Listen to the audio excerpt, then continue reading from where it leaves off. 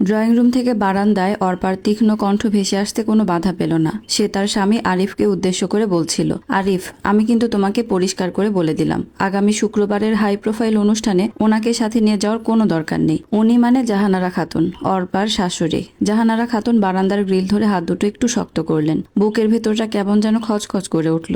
অনেকদিন হলো অর্পা তাকে আর মা বলে ডাকে না। প্রথম প্রথম লোক দেখানো হলেও ডাকতো, কিন্তু এখন বেশিরভাগ সময় আড়ালে কিংবা সরাসরি উনি বা তোমার মা বলেই সম্বোধন করে। জাহানারা খাতুন মানুষটা সারা জীবনই নরম, শান্ত, বিনয়ী। জীবনে যখনই খুব বেশি আঘাত পেতেন কিংবা মনের ভেতর কষ্টের পাহাড় জমতো, তিনি চিৎকার চেঁচামেচি করতেন না, কারো কাছে গিয়ে নালিশও করতেন না। শুধু চুপচাপ ঘরের কোণ থেকে উঠে গিয়ে অন্ধকার বারান্দায় গ্রিলটা ধরে দাঁড়িয়ে থাকতেন। রাতের নিস্তব্ধতায় নিচের ফাঁকা রাস্তার দিকে তাকিয়ে হয়তো নিজের অজান্তেই দীর্ঘশ্বাস ফেলতেন। সেদিন সন্ধ্যাতেও ঠিক তেমন একটা পরিস্থিতির মুখোমুখি দাঁড়িয়েছিলেন তিনি। তবে ইদানিং তার মনে হয় তিনি বোধহয় বদলে যাচ্ছেন কিংবা গেছেন। ভেতর থেকে আরিফের নিচু এবং দ্বিধাগ্রস্ত গলা শোনা গেল, কিন্তু অর্পা, মাকে না নিলে তানিম আবার মন খারাপ করবে। ও তো দাদিকে ছাড়া কোথাও যেতেই চায় না। তাহলে তুমি তোমার ছেলেকে সামলাও। অর্পার গলায় এবার বিরক্তি স্পষ্ট। গতবারের পার্টিতে কি বিশ্রী কাণ্ডটা হয়েছিল ভুলে গেলে নাকি? ওনার ওই গেঁয়ো আচরণের জন্য বান্ধবীদের সামনে আমার মুখ পুড়েছিল। আমি আর নতুন করে কোনো লজ্জায় পড়তে পারবো না। জাহানারা খাতুন আর দাঁড়ালেন না, ধীর পায়ে নিজের অন্ধকার ঘরটিতে চলে এলেন। লাইটটা না জ্বালিয়েই বিছানার একপাশে বসলেন। আসলে এই কথাগুলো তো তার জন্য নতুন কিছু না। গত কয়েক বছর ধরে নিয়তি যেন এই অপমানগুলোকেই তার রোজকার সঙ্গী বানিয়ে দিয়েছে। অথচ একসময় এই বাড়িটা, এই সংসারটা অন্যরকম ছিল। একটা সময় ছিল যখন বাড়ি ভর্তি শুধু আনন্দ আর হাসি শব্দ মেতে থাকতো। স্বামী আব্দুল করিম যখন বেঁচে ছিলেন, বাবা মা মানে তার শ্বশুর শাশুড়ি যখন ছিলেন, তখন বাড়িটা গমগম করতো। ননদ ননাসরা বেড়াতে আসতো। রান্না বান্না, হাসি ঠাট্টা, সব বাচ্চাদের কোলাহলে বাড়িতে খুশির আবহাওয়া বিচরণ করত। শ্বশুর শাশুড়ি প্রকৃতির নিয়মে চলে গেলেন। স্বামীও এক মাঝরাতে হার্ট অ্যাটাকের দোহাই দিয়ে তাকে একলা এই নরক সমান পৃথিবীতে রেখে নিজে পরম শান্তিতে চোখ বুঝলেন। সংসারটা কেমন যেন হয়ে গেল। ননদ ননাসরাও তবুও মাঝে মধ্যে আসতো, কিন্তু এখন আর একেবারেই আসে না। যা একটু ফোনে তার খোঁজ খবর নেয়। আসলে অর্পা তাদেরকে একেবারে পছন্দ করে না। ওনারা এলে কথা তো বলেই না, রীতিমতো খারাপ ব্যবহার করে। কে চায় সেধে অপমানিত হতে? একসময় ছোট্ট আরিফ স্কুল থেকে ফিরে জুতো মোজা না খুলে মায়ের আঁচল জড়িয়ে ধরে বলতো, আম্মা জানো আজ ক্লাসে কি হয়েছে? আরিফ গল্প শুরু করত। মায়ের আঁচলে মুখ লুকিয়ে থাকা সেই ছেলেটাই আজ দেশের একজন চক্ষু বিশেষজ্ঞ। কিন্তু ভাগ্যের কি নির্মম পরিহাস, আজ সেই ছেলেটাই সমাজের উঁচুতলার মানুষের সামনে নিজের জন্মদাত্রী মায়ের পরিচয় দিতে চরম অস্বস্তি বোধ করে। জীবন সত্যি বড় অদ্ভুত আর নিষ্ঠুর। আরিফ যখন প্রাইভেট মেডিকেলের প্রথম বর্ষে, তখনই আব্দুল করিম সাহেব হঠাৎ হার্ট অ্যাটাকে চলে যান। মাথায় আকাশ ভেঙে পড়েছিল জাহানারা খাতুনের। সংসারের একমাত্র উপার্জনক্ষম ব্যক্তি ছিলেন তিনি। তবুও তাদের বাড়ি ভাড়া দিয়ে ভালোভাবে চলে যাওয়ার কথা ছিল, কিন্তু করিম সাহেবের রেখে যাওয়া ঋণের বোঝা, ব্যবসাতে পার্টনারের ধোকার সাথে আরিফের পড়াশোনার এই বিপুল ব্যয় বহন করা সম্ভব ছিল না। গ্রামের সামান্য জমিটুকু বিক্রি করতে বাধ্য হয়েছিলেন জাহানারা। নিজের বিয়ের শেষ গহনাটুকু বিক্রি করতে বাধ্য হয়েছিলেন। তবুও ছেলের পড়াশোনা একদিনের জন্য বন্ধ হতে দেননি। তখন চারপাশের প্রতিবেশীরা আড়ালে বলতো, ছেলের জন্য এত কিছু করছো জাহানারা, শেষ পর্যন্ত ছেলে তোমায় দেখবে তো? তিনি হাসতেন, কারণ তিনি নিশ্চিত ছিলেন আরিফ তাকে ছাড়া একটা মুহূর্তও থাকতে পারবে না। তিনি গর্ব করে বলতেন, আমার ছেলে ঠিক পারবে, ছেলে ঠিকই পেরেছে। সমাজে দু চারজন এখন তাকে চেনে, কিন্তু সেই সাফল্যের সিঁড়ি বেয়ে উঠতে উঠতে ছেলে কখন যে নিজের মাকে, মায়ের ত্যাগকে কোথাও হারিয়ে ফেলেছে তা জাহানারা খাতুন নিজেও টের পাননি। দেখতে দেখতে শুক্রবারের সেই কাঙ্ক্ষিত দিনটি চলে এলো। আরিফ আর অর্পার বিয়ের 15 বছর পূর্তি উপলক্ষে শহরের একটা অত্যন্ত অভিজাত এবং বিলাসবহুল কনভেনশন সেন্টারে বিশাল অনুষ্ঠানের আয়োজন করা হয়েছে। সাজসজ্জা আর আলো রোশনায় দেখে মনেই হচ্ছিল যেন নতুন কোনো রাজকীয় বিয়ে হচ্ছে।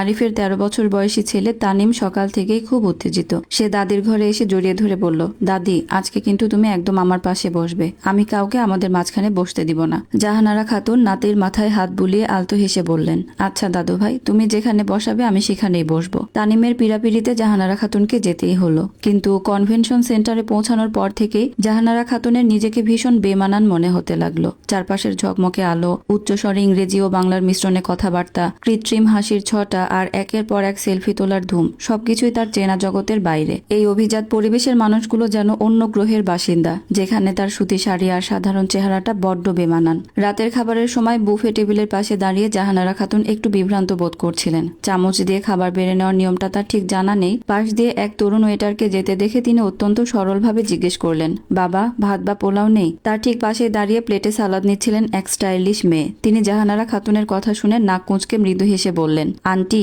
এখানে ওসব ভাত ডাল পাবেন না, এটাকে বুফে বলে। আর রাইস বলতে ফ্রাইড রাইস বা বিরিয়ানি আছে, এখানে একটু স্মার্টলি রাইস বলতে হয়। জাহানারা খাতুন বিন্দু মাত্র লজ্জিত না হয়ে উল্টো একগাল সরল হাসি হেসে বললেন, তা মা, রাইস বললে কি ভাতের আসল স্বাদটা বদলে যায়? চাল ফুটিয়েই তো ভাত, ওটা তো আর রুই মাছ হয়ে যায় না। চারপাশে দাঁড়িয়ে থাকা কয়েকজন অতিথি এই কথা শুনে ফিক করে হেসে উঠলেন। দূর থেকে দৃশ্যটা দেখে অর্পার মুখটা মুহূর্তের মধ্যেই শক্ত হয়ে গেল। সে দ্রুত পায়ে এসে জাহানারা খাতুনকে একরকম টেনে সবার চোখের সামনেই সরিয়ে নিয়ে গেল।